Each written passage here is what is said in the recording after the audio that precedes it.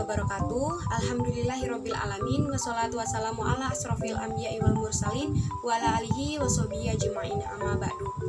Pertama dan yang paling utama, mari kita panjatkan puji syukur kehadirat Allah Subhanahu wa taala yang telah memberikan nikmat kesempatannya sehingga kita bisa berkumpul dalam presentasi online ini. Sebelumnya, saya ingin mengucapkan terima kasih kepada Bapak Suyadi, Sarjana Ekonomi, Magister Manajemen, yang mana sudah memberikan kesempatan kepada saya untuk menjabarkan tugas materi presentasi ini. Sebelum saya menjelaskan materi tentang presentasi ini, izinkan saya perkenalkan diri terlebih dahulu. Perkenalkan, nama saya Dike Monika Jayanti dengan NIM 2001010099, Prodi Manajemen Fakultas Ekonomi dan Bisnis.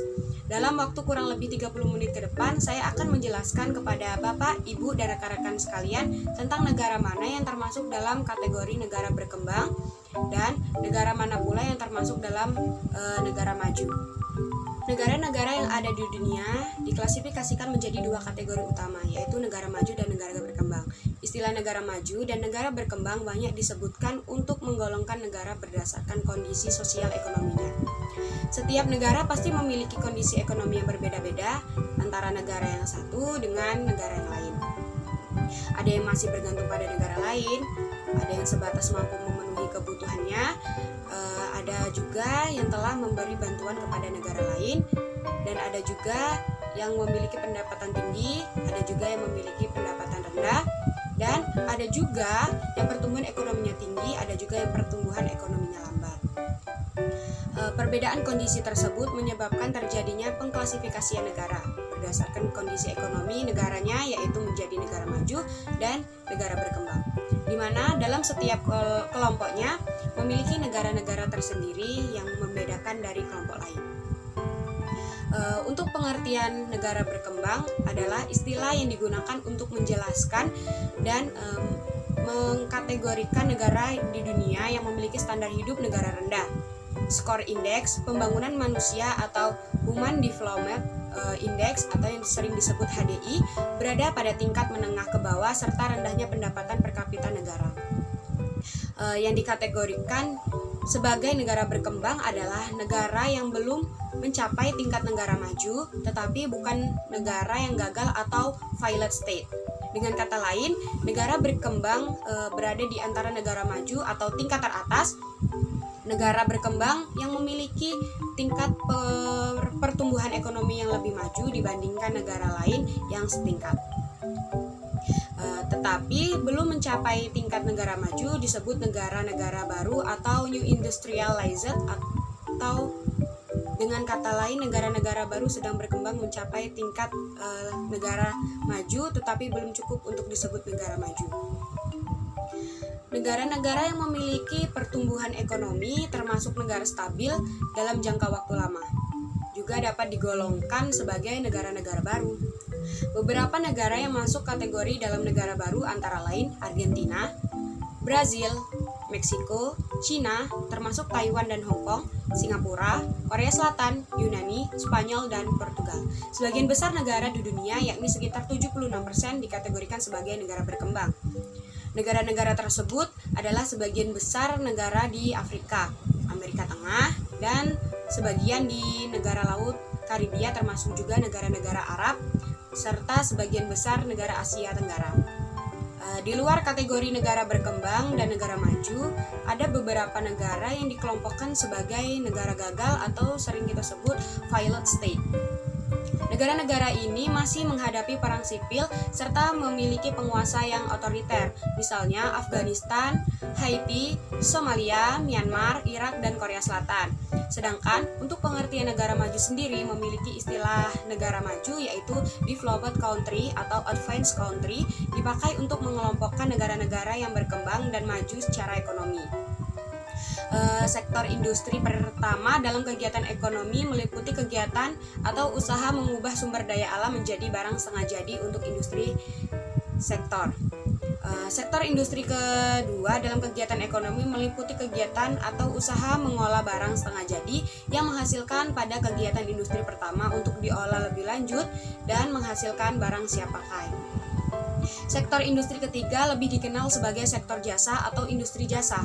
Sektor ini umumnya meliputi kegiatan distribusi barang dan jasa yang dihasilkan pada sektor industri kedua kepada konsumen.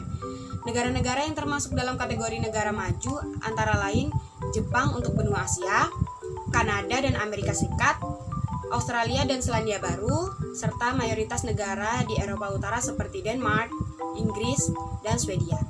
Dan untuk Eropa Barat seperti Jerman, Prancis, Belanda, dan lain-lain. Sementara itu, dalam statistik perdagangan internasional, Israel dan kelompok negara industri baru di kawasan Asia seperti Singapura, Hong Kong, Korea Selatan, dan Taiwan ternyata juga diposisikan sebagai negara maju.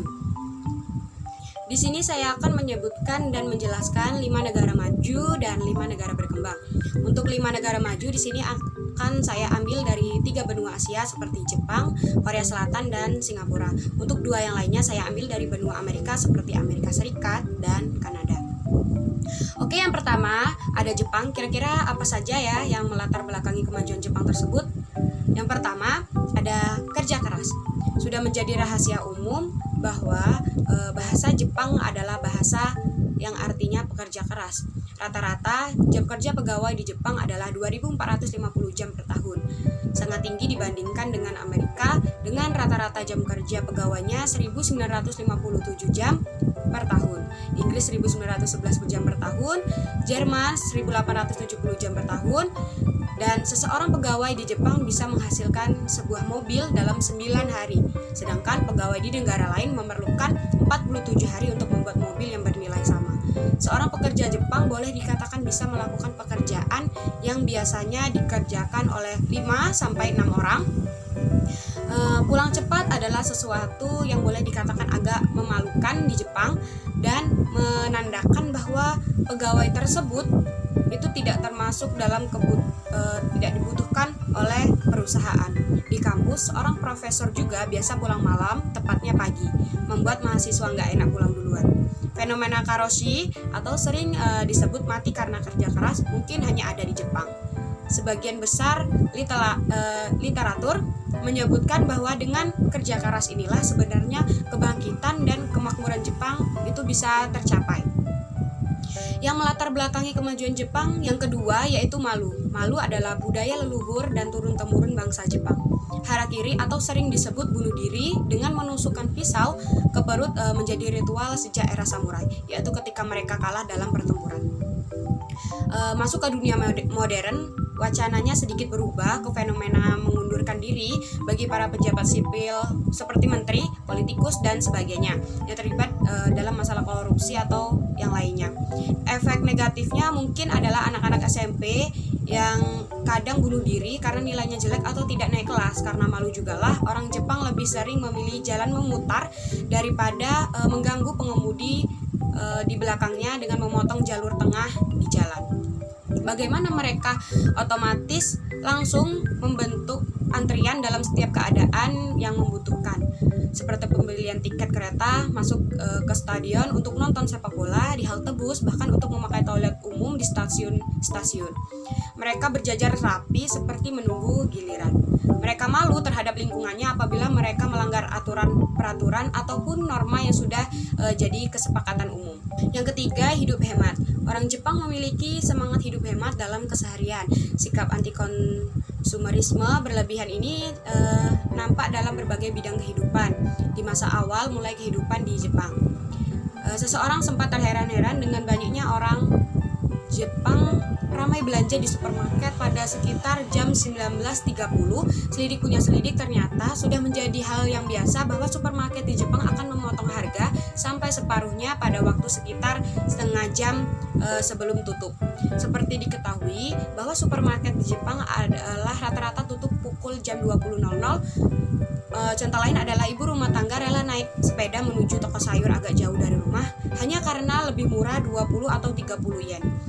Banyak keluarga Jepang tidak memiliki mobil bukan karena tidak mampu, tetapi karena lebih hemat menggunakan bus dan kereta untuk bepergian.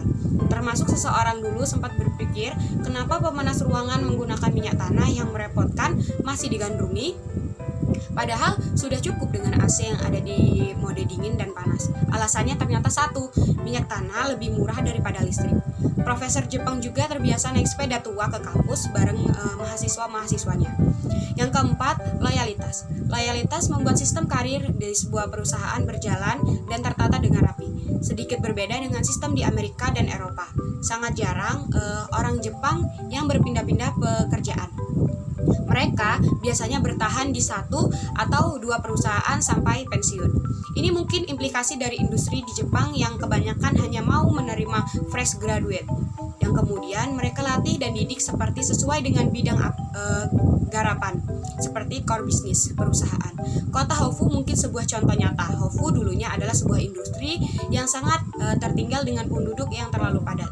Loyalitas penduduk untuk tetap bertahan atau tidak pergi ke luar kota dan punya komitmen bersama untuk bekerja keras siang dan malam akhirnya mengubah Hofu menjadi kota makmur dan modern. Bahkan saat ini kota industri baik dengan industri produksi kendaraan mencapai 160.000 per tahun. Yang kelima, inovasi. Jepang bukan bangsa penemu, tapi orang Jepang mempunyai kelebihan dalam meracik temuan orang dan kemudian memasarkannya dalam bentuk yang diminati oleh masyarakat. Menarik membaca kisah Akio Morita yang menggambarkan Sony Walkman yang melegenda itu. Kaset tape tidak ditemukan oleh Sony, patennya dimiliki oleh perusahaan Philips Electronics. Tapi yang berhasil mengembangkan dan building model portable sebagai sebuah produk yang booming selama puluhan tahun adalah Akio Morita.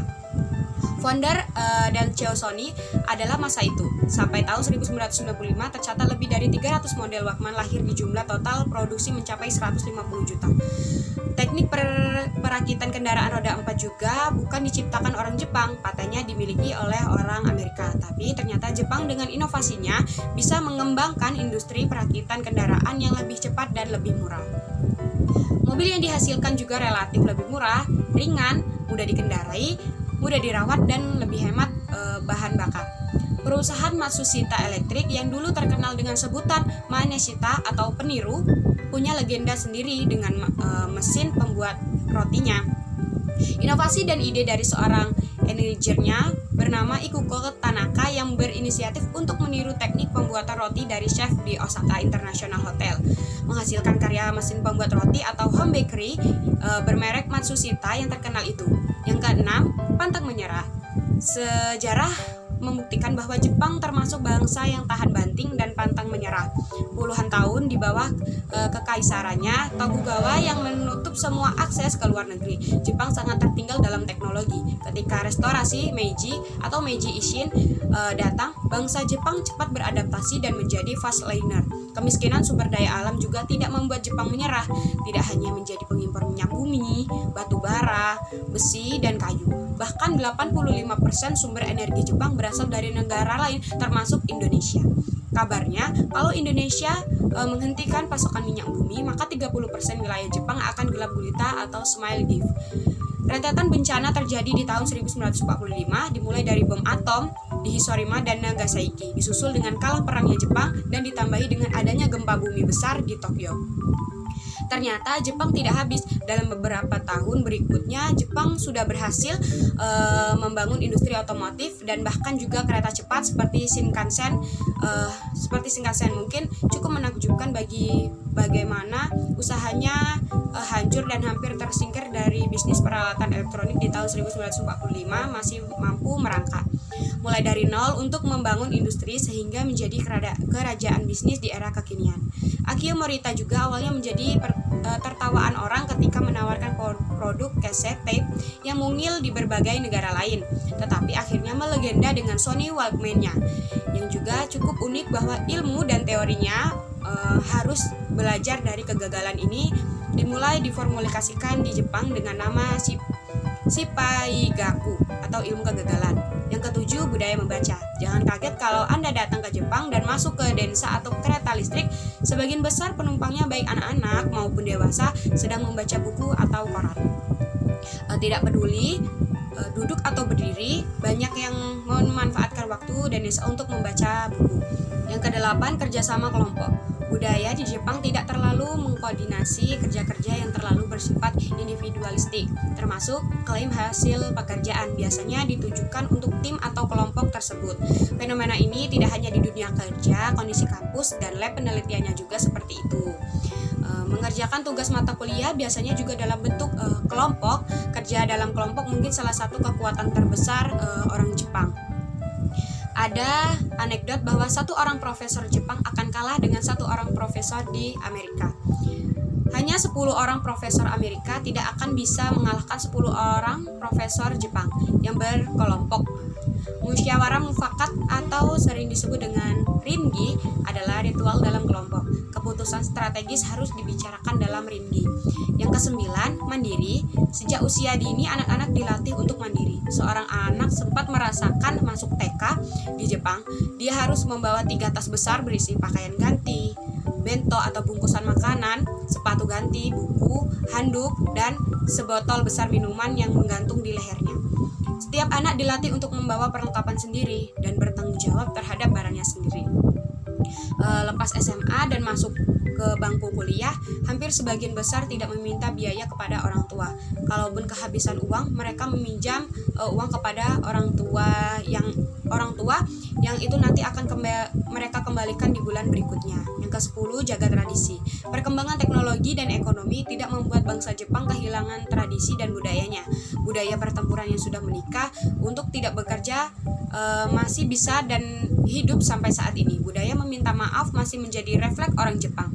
Kalau sesuatu hari Anda naik sepeda ke Jepang dan menabrak pejalan kaki, maka jangan kaget kalau yang kita tabrak malah yang meminta maaf duluan. Sampai saat ini orang Jepang relatif menghindari berkata tidak untuk apabila mendapat tawaran dari orang lain. Itulah tadi alasan mengapa Jepang disebut negara maju. Selanjutnya saya akan menjelaskan tentang negara Korea. Mengapa pantas disebut negara maju? Korea Selatan bisa menjadi negara maju hanya dengan beberapa tahun saja, dikarenakan pada dasarnya orang Korea adalah orang-orang yang memiliki kedisiplinan tinggi. Dengan adanya devisa yang sangat besar, masyarakat di Korea Selatan dapat dengan cepat membangun negara mereka. Nah, ini 3 kunci sukses Korea jadi bisa menjadi negara maju seperti sekarang ini. 6 dekade lalu, Korea Selatan tercabik perang saudara dan penduduk yang hidup dalam kemiskinan. Tapi kini, Korea Selatan menjadi salah satu macan Asia di perekonomiannya.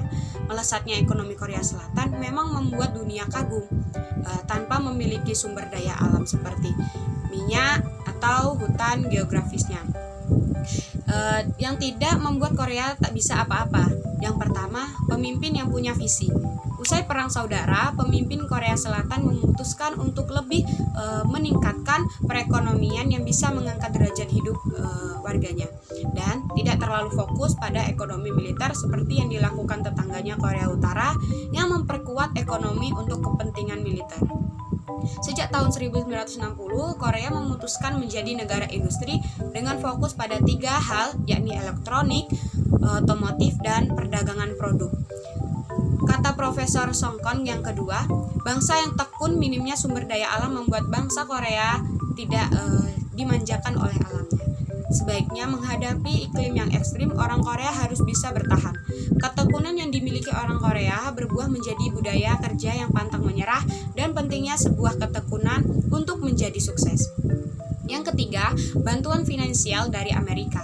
Amerika menjadi sekutu dan yang membantu Korea Selatan saat perang saudara diakui Profesor Songkon memiliki peran penting di awal-awal kebangkitan Korea. Menurut Profesor Songkon, sebagai bangsa yang baru saja terpuruk setelah perang, memiliki sekutu yang bisa membantu sektor keuangan sangat diperlukan. Namun, bantuan keuangan ini tidak membuat Korea terjebak dalam lingkaran hutan seperti yang dialami banyak negara berkembang. Bantuan yang diberikan Amerika tidak hanya finansial, melainkan juga transfer teknologi dan pengetahuan yang akhirnya sangat berguna untuk Korea dalam pengembangan industrinya. Terbukti dengan 3 kunci itu, ekonomi Korea hingga kini menjadi sangat maju. Produk teknologi Korea diakui dunia seperti Kia, Samsung, LG, industri perkapalan, industri baja, kereta api cepat, dan banyak lagi. Korea kini menduduki peringkat ke-8 dunia untuk perdagangannya, setelah Amerika, Cina, Jerman, Jepang, Perancis, Belanda, dan Inggris. Orientasi ke ekonomi pada ekspor menjadi salah satu pendongkraknya. Besaran atau ukuran ekonomi Korea Selatan juga menduduki peringkat 12 dunia. Sebagai negara menganut paham demokratis, Korea berhasil mengangkat kesejahteraan warganya yang pada tahun 2015 memiliki pendapatan per kapita $28.000 Amerika Serikat per tahun. Bahkan sebagian besar kelompok masyarakatnya punya pendapatan per kapita $50.000 per tahun. Oke, itu tadi penjelasan mengapa negara Korea Selatan pantas disebut negara maju. Selanjutnya, saya akan menjelaskan tentang negara maju selanjutnya, yaitu Singapura. Apa sih yang menjadi faktor pendorong negara Singapura bisa menjadi negara maju? Jawabannya simpel aja. Negara Singapura merupakan negara kecil yang berada di Selat Malaka. Di sebelah utara dan barat berbatasan dengan Malaysia yang dipisahkan Selat Johor. Sementara itu, di sebelah selatan dan timur berbatasan dengan Laut Cina Selatan. Walaupun wilayahnya yang sempit dan kecil, Singapura mampu menjadi satu-satunya negara maju di Asia Tenggara. Mengapa demikian? Karena negara Singapura telah dapat mengembangkan kegiatan ekonomi sektor industri dan jasa atau perdagangan. Jenis industri yang ada di Singapura antara lain industri pengalengan ikan, minuman kemasan, daging, buah, dan pengolahan kayu. Pantas saja barang-barang buatan Singapura tersebut pernah kita jumpai di negara kita, sebab sudah pernah diimpor oleh Indonesia. Saat ini negara Singapura telah menjadi pusat perdagangan di kawasan Asia Tenggara yang dilengkapi berbagai sarana dan prasarana yang lebih modern. Salah satunya, negara Singapura memiliki pelabuhan transit yang terkenal, ramai, dan sibuk yang menjadi pusat perdagangan di sana. Wilayah yang strategis, keadaan politik dan keamanan yang stabil membuat negara Singapura sebagai tujuan investasi bagi negara-negara barat yang hendak memperluas pasarnya di kawasan Asia. Negara Singapura juga memiliki pendapatan per kapita yang tinggi daripada negara lainnya. Bayangkan saja, begitu banyaknya industri yang memproduksi dan memperdagangkan barangnya setiap hari, sudah semestinya negara Singapura mendapatkan keuntungan atau devisa yang besar. Selain itu, negara Singapura memiliki sumber daya manusia atau SDM yang unggul dan terampil, yang dapat mengembangkan sektor ekonomi di bidang industri dan bisa menjadi lebih maju. Dapat kita simpulkan bahwa faktor pendorong negara Singapura bisa menjadi lebih maju, yaitu yang pertama, bidang industri dan jasa telah berkembang. Yang kedua, pusat perdagangan di kawasan Asia Tenggara dengan dilengkapi sarana dan prasarana. Oke, itu tadi penjelasan mengapa negara Singapura pantas disebut negara maju. Selanjutnya, saya akan menjelaskan tentang negara maju selanjutnya, yaitu Kanada. Kanada adalah salah satu tempat yang paling indah di dunia dan terdapat banyak area untuk dieksplorasi. Apa sih alasan yang membuat Kanada menjadi negara yang terbaik di dunia? Yang pertama, Perdana Menterinya dikenal tidak hanya dari ketampanannya, tetapi juga keterbukaannya komunitasnya tentang perubahan yang dapat diharapkan oleh masyarakat. Yang kedua, hoki. Hoki adalah salah satu olahraga yang paling menghibur di dunia. Kanada telah melahirkan mayoritas pemain hoki terbaik di dunia. Legenda hoki seperti Gretzky, Towes, dan banyak lainnya berasal dari Kanada. Yang ketiga, stereotip. Kanada memiliki salah satu stereotip terbaik di dunia. Warga Kanada dikenal sering meminta maaf dan terlalu baik kepada orang lain. Ketika warga Kanada bepergian ke negara lain, stereotip ini dianggap sebagai tanda persahabatan. Kebijakan legalisasi ini diharapkan dapat meminimalkan stigma terhadap ganja dan dapat membantu orang-orang yang menggunakan ganja untuk tujuan medis. Yang keempat, produk makanan unik. Ketika mengunjungi Kanada, keripik rasa saus tomat dari Lay's harus dicoba karena merupakan salah satu makanan yang terkenal. Produk coklat seperti Smarties, Timbits, dan Timis rasanya luar biasa dan layak untuk dicoba. Yang kelima, udara yang lebih bersih. Kanada adalah negara yang memiliki udara terbersih ketiga di dunia. Salah satu daerah yang memiliki udara terbersih adalah Whitehorse, ibu kota Yukon. Kanada. Kota ini telah diverifikasi oleh Guinness Books of World Records sebagai kota yang memiliki paling sedikit terkontaminasi udara di dunia. Yang keenam, pemandangan yang menakjubkan. Ternyata banyak pemandangan alam yang indah di negara ini. Kanada memiliki 3 juta danau seperti dilansir oleh sebuah studi yang dilakukan pada tahun 2013. Sepertiga dari pasokan air mawar dunia dapat ditemukan di Ontario. Yang nomor 7, selera humor Kanada adalah negara yang ahli membuat orang tertawa. Komedian seperti Seth Rogen, Jim Carrey, dan Michael Myers membuktikan bahwa warga Kanada memiliki rasa humor yang bagus. Selain kebaikan mereka, warga Kanada juga mampu membuat orang lain tertawa. Yang kedelapan, perawatan kesehatan. Sistem perawatan kesehatan di Kanada sangat mengagumkan.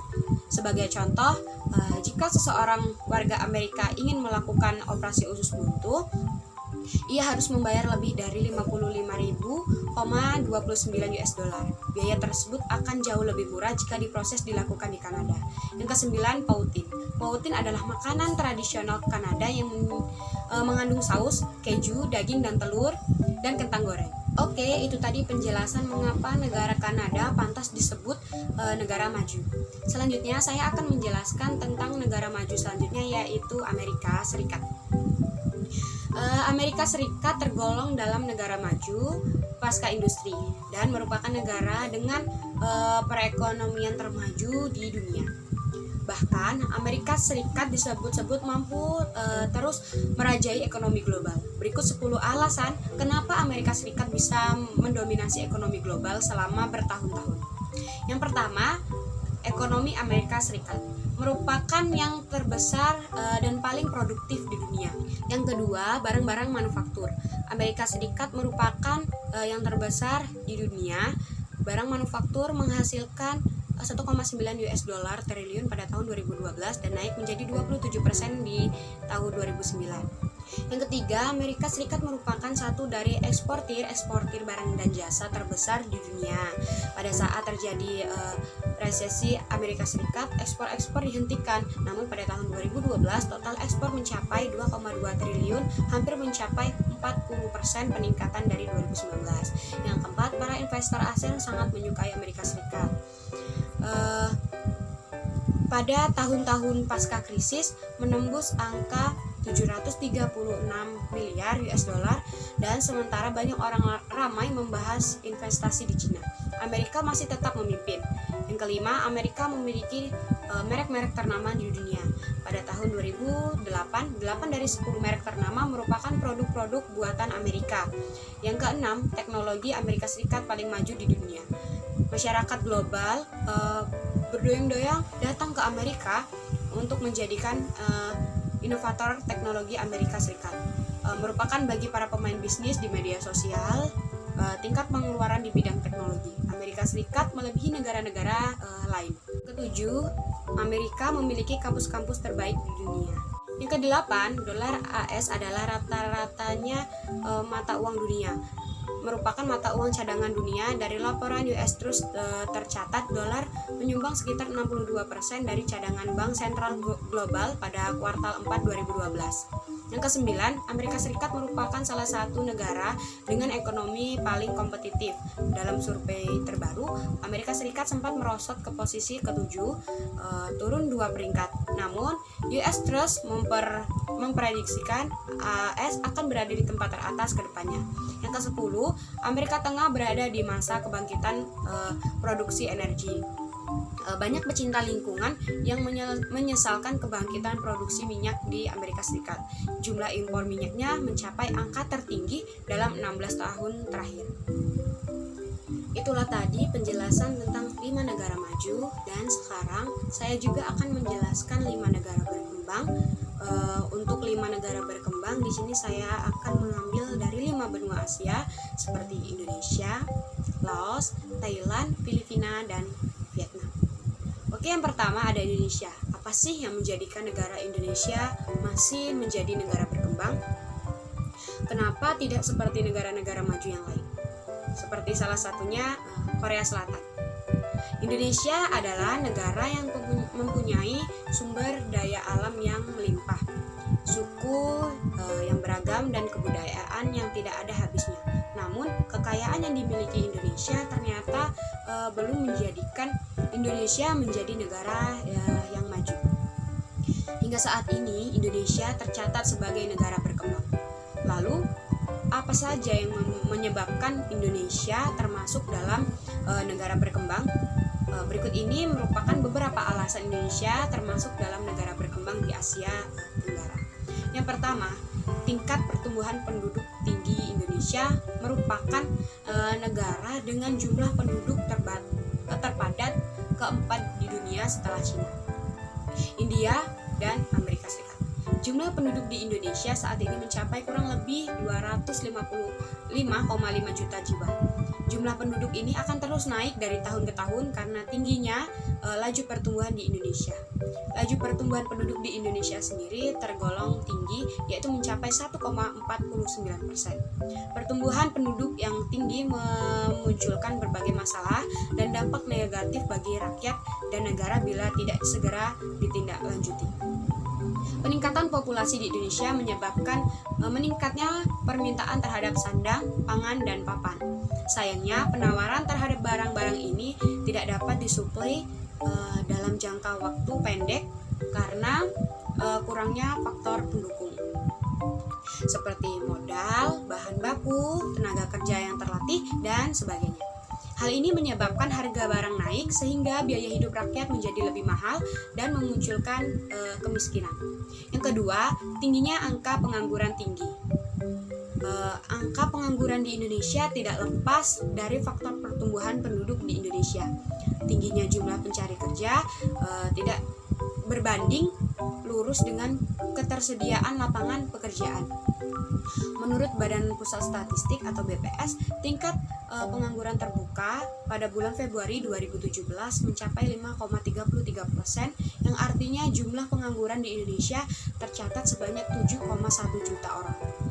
Tingginya angka pengangguran tersebut dapat menjadi masalah bagi perekonomian Indonesia karena akan berimbas pada produktivitas dan pendapatan masyarakat, sehingga menjadi penyebab utama timbulnya kemiskinan dan problematika sosial lainnya.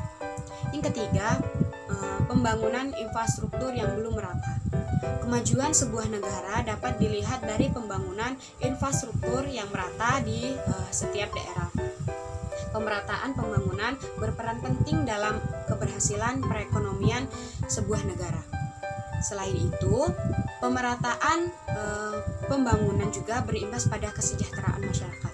Sehingga tahun 2017, pembangunan infrastruktur di Indonesia secara umum belum bisa dikatakan merata. Karena selama ini pembangunan infrastruktur hanya berpusat di Jawa.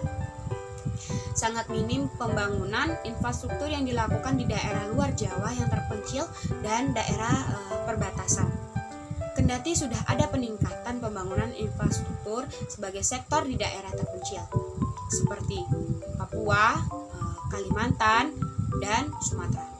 Hal itu belum sepenuhnya bisa mendukung perekonomian nasional, sebab pembangunan infrastruktur yang dilakukan pemerintah belum bisa dilakukan secara merata di seluruh wilayah Indonesia. Yang keempat, tingginya angka kemiskinan.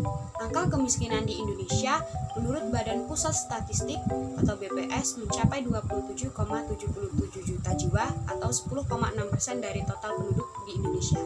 Tingginya angka kemiskinan di Indonesia menjadi pekerjaan rumah utama bagi pemerintah karena angka kemiskinan menjadi indikator perekonomian sebuah negara. Angka kemiskinan di Indonesia didasarkan pada tingkat ketidakmampuan penduduk dalam memenuhi kebutuhan pokok. Masalah kemiskinan di Indonesia disebabkan oleh banyak faktor, beberapa di antaranya yaitu pendidikan yang rendah, kemampuan skill yang rendah, tingkat pertumbuhan yang tinggi, dan tidak meratanya pembangunan infrastruktur. Yang kelima, pendidikan berkualitas yang belum merata. Alasan Indonesia termasuk negara berkembang selanjutnya adalah dari segi pendidikan. Pendidikan merupakan faktor utama dalam membangun karakter bangsa dan penggerak perekonomian suatu negara. Sayangnya di Indonesia pendidikan yang berkualitas belum seluruhnya bisa diakses oleh masyarakat di Indonesia, terlebih masyarakat golongan tidak mampu dan masyarakat yang berada di daerah terpencil. Masyarakat ekonomi nampaknya menjadi permasalahan utama dalam akses untuk memperoleh pendidikan yang baik dan hambatan menjadi Indonesia sebagai negara dengan pendidikan terbaik. Kendati sudah ada program bantuan operasional sekolah atau BOS, akses pendidikan yang berkualitas belum sepenuhnya bisa dinikmati oleh seluruh siswa di Indonesia, karena orang tua siswa masih harus membayar biaya-biaya lain setiap tahunnya. Sejumlah sekolah unggulan yang berada di daerah perkotaan menampilkan kualitas pendidikan bertaraf nasional bahkan internasional dengan fasilitas yang sangat lengkap. Hal itu berbanding terbalik dengan sekolah pinggiran yang serba kekurangan, baik dari tenaga pengajar yang kurang hingga sarana dan prasarana yang belum memadai. Nomor 6, maraknya kebudayaan KKN, yaitu korupsi, kolusi, dan nepotisme atau KKN merupakan faktor penting yang menjadikan Indonesia belum bisa menjadi negara maju. Budaya KKN di Indonesia agaknya menjadi hal yang sangat masif dan tidak kunjung hilang. Hal ini dibuktikan dengan data indeks persepsi korupsi dari Transparency International yang menempatkan Indonesia di posisi ke-90. Budaya KKN secara langsung dapat mempengaruhi faktor perekonomian sehingga meningkatkan angka kemiskinan. Kendati sudah dilakukan supaya untuk memberantas budaya KKN melalui instruksi Presiden atau Inpres nomor 10 tahun 2016 tentang aksi pencegahan dan pemberantasan korupsi. Hal tersebut belum cukup untuk mengatasi permasalahan ini karena budaya KKN sudah mendarah daging di masyarakat, seperti pemungutan liar atau pungli dan uang pelicin atau sogokan. Ketujuh, kualitas hidup yang sangat rendah. Rendahnya tingkat penghasilan di Indonesia menyebabkan masyarakat mengalami kendala dalam pemenuhan kebutuhan pokok, pendidikan berkualitas, dan kesehatan, dan lain-lain. Kurangnya pemenuhan terhadap kebutuhan-kebutuhan tersebut menyebabkan kualitas hidup masyarakat menjadi rendah.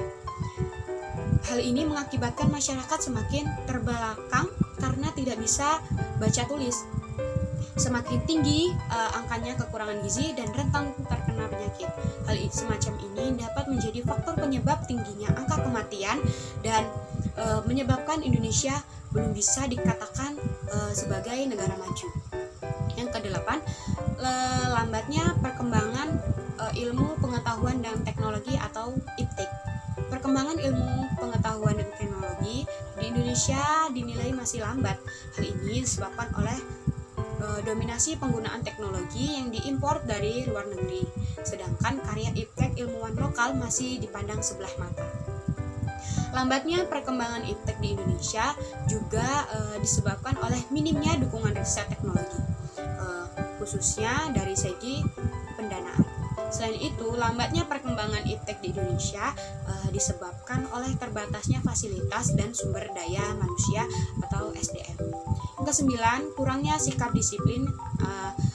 Kedisiplinan menjadi modal awal bagi suatu negara agar bisa menjadi maju. Sikap disiplin dapat menjadikan bangsa Indonesia sebagai bangsa yang besar jika sikap disiplin dijadikan sebagai budayanya. Sebaliknya, jika sikap disiplin kurang dapat menjadi penghambat majunya bangsa Indonesia.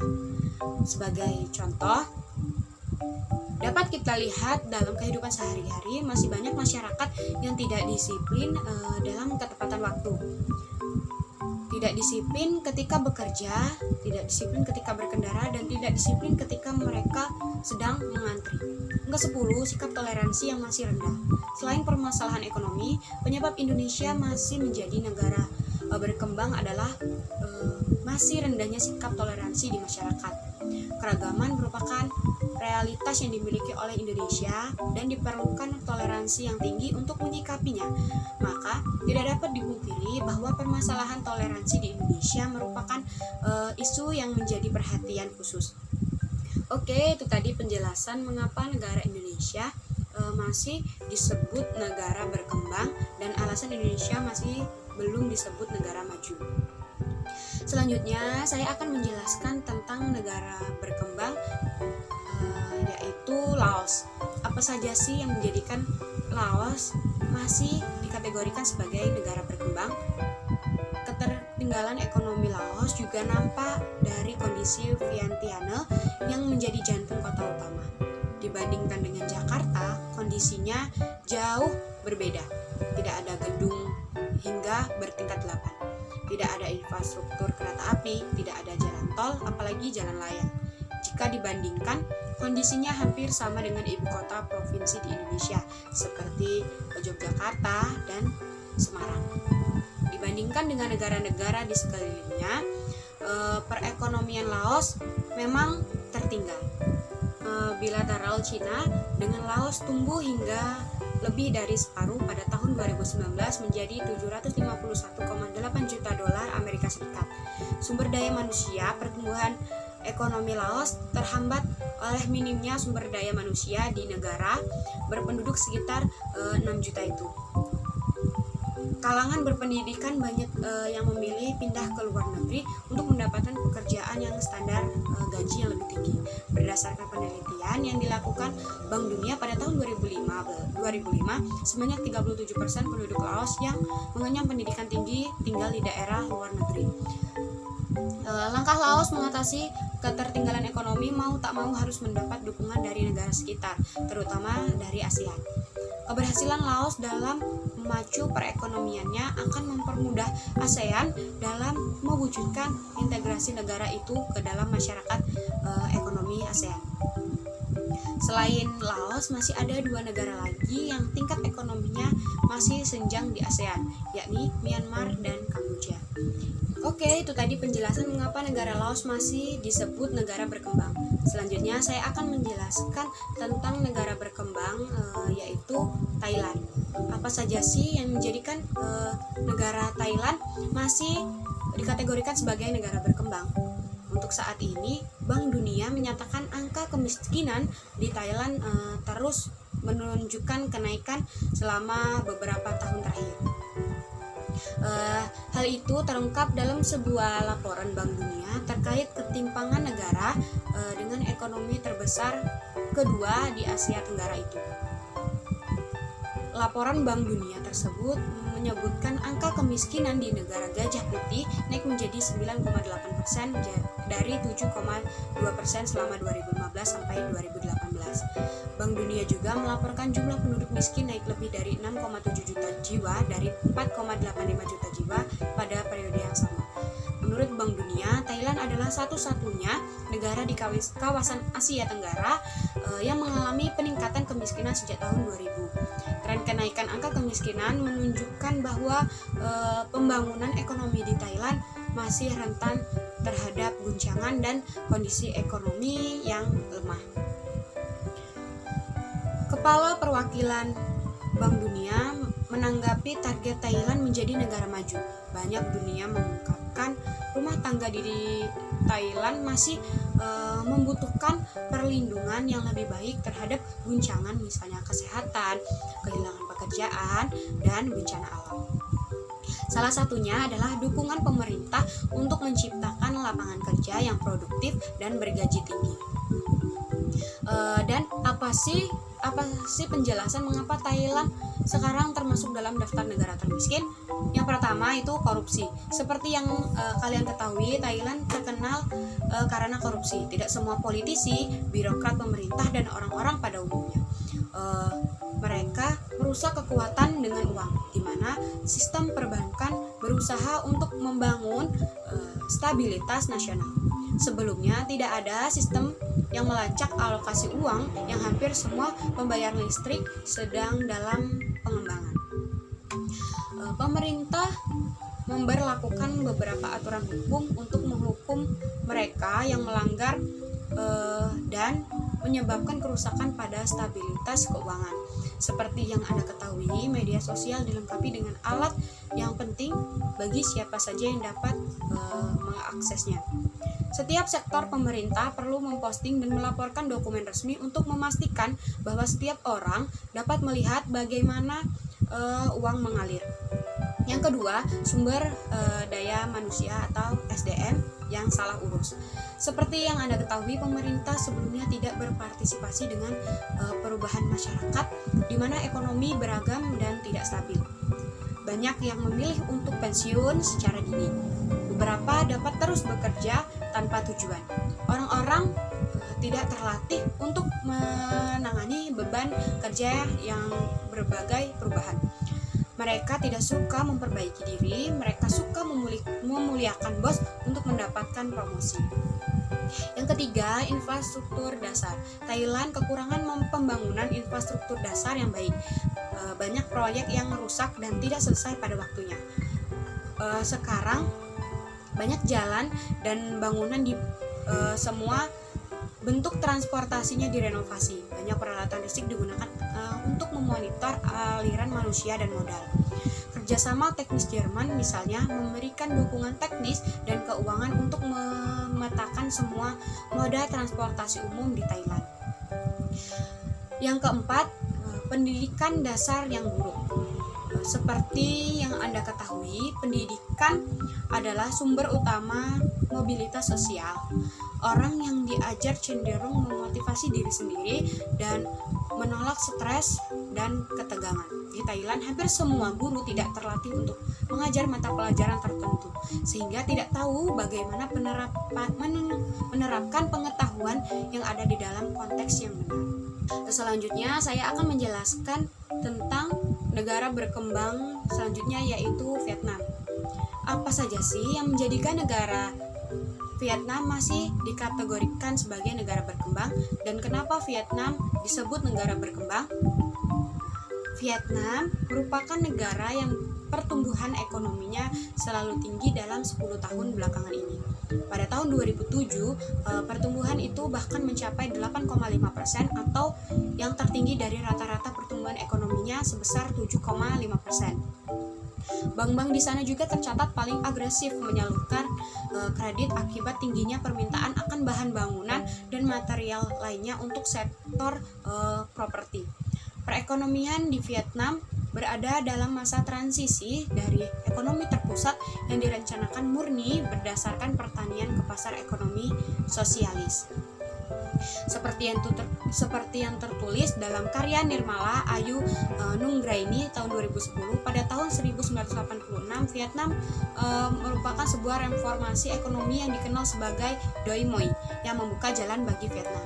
Pada dasarnya, reformasi ekonomi ini termasuk rencana yang diarahkan pada pengembangan pasar multisektoral, mereformasi perbankan, hukum, fiskal, dan moneter sistem, mengendalikan informasi dan anggaran nasional, dan menciptakan lingkungan yang kondusif untuk menarik investasi, khususnya investasi yang langsung bagi orang asing.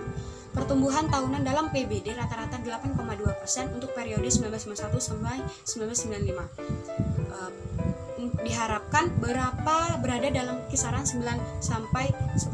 Meskipun rendah dibandingkan dengan negara-negara Asia Tenggara, jelas ada potensi yang kuat untuk pertumbuhan dan investor asing telah berkelompok sejak proses reformasi dimulai. Pertumbuhan produksi industri total telah melebihi 10% per tahun sejak tahun 1991. Oleh karena itu, industri dan konstruksi bersama membentuk sekitar 30% pada tahun 1995. Sektor jasa telah berkembang menjadi 43% dari total PBD, naik dari 39% pada tahun 1990. Oke, itu tadi penjelasan mengapa negara Vietnam masih disebut negara berkembang. Selanjutnya, yang terakhir, saya akan menjelaskan tentang negara berkembang selanjutnya, yaitu negara Filipina. Apa saja sih yang menjadikan negara Filipina masih dikategorikan sebagai negara berkembang? Filipina merupakan sebuah negara kepulauan yang terdiri dari 7.107 pulau dan terletak di negara Asia Tenggara.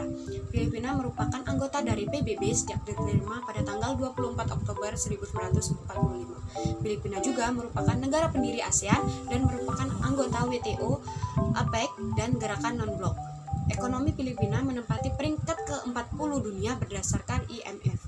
Menurut sensus 2019, Filipina mempunyai kira-kira 92,2 juta penduduk. Pertumbuhan dan penduduk tahunnya sebesar 2,1%, dan sekarang Filipina sedang mengalami masalah kepadatan penduduk karena angka kelahirannya yang cukup tinggi. Filipina terkenal dengan pertanian padi, bukitnya yang memiliki luas 4.000 mili persegi, serta secara tradisional dapat penggunaan pupuk. Rakyat Filipina telah mengembangkan sistem cocok tanam padi yang sangat maju, yang menyediakan makanan pokok bagi masyarakatnya. Filipina menetapkan pendidikan wajib yang mesti ditempuh para siswa dan siswi di negara itu adalah 13 tahun. Kebijakan itu diambil sebagai salah satu upaya mengurangi angka kemiskinan. Untuk memudahkan para siswa dan siswi Filipina untuk bersanding dengan siswa dan siswi dari negara lain di tingkat global, bahasa Inggris menjadi bahasa utama di dunia pendidikan di Filipina. Filipina atau Republik Filipina, Republika Filipinas adalah sebuah negara republik di Asia Tenggara sebelah utara Indonesia dan Malaysia. Filipina merupakan sebuah negara kepulauan yang terletak di lingkar Pasifik Barat. Negara ini terdiri dari 7.107 pulau. Negara Filipina adalah negara berkembang. Hal ini dilihat dari GNP, angka kemiskinan yang masih tinggi. Filipina merupakan negara pertanian berbeda dengan negara maju yang berpijak kepada industri sebagai tulang punggung perekonomiannya. Oke, itulah penjelasan materi saya tentang 5 negara maju dan 5 negara berkembang. Kesimpulannya, apabila ingin negaranya maju, maka diperlukan kesadaran dari masyarakat dan pemerintah untuk saling bekerja sama dalam membangun negeri yang untuk bisa menjadi yang lebih baik lagi. Dimulai dari kedisiplinan akan peraturan yang dibuat hingga mematuhi kebijakan pemerintah dengan benar dan tepat sasaran. Mungkin cukup sekian yang dapat saya sampaikan. Saya berharap hasil presentasi yang saya berikan bisa bermanfaat untuk teman-teman sekalian. Bila merasa ada kekurangan dan kesalahan, saya meminta maaf karena kesempurnaan hanya milik Allah Subhanahu wa taala. Saya akhiri, wabillahi taufiq wal hidayah. Wassalamualaikum warahmatullahi wabarakatuh.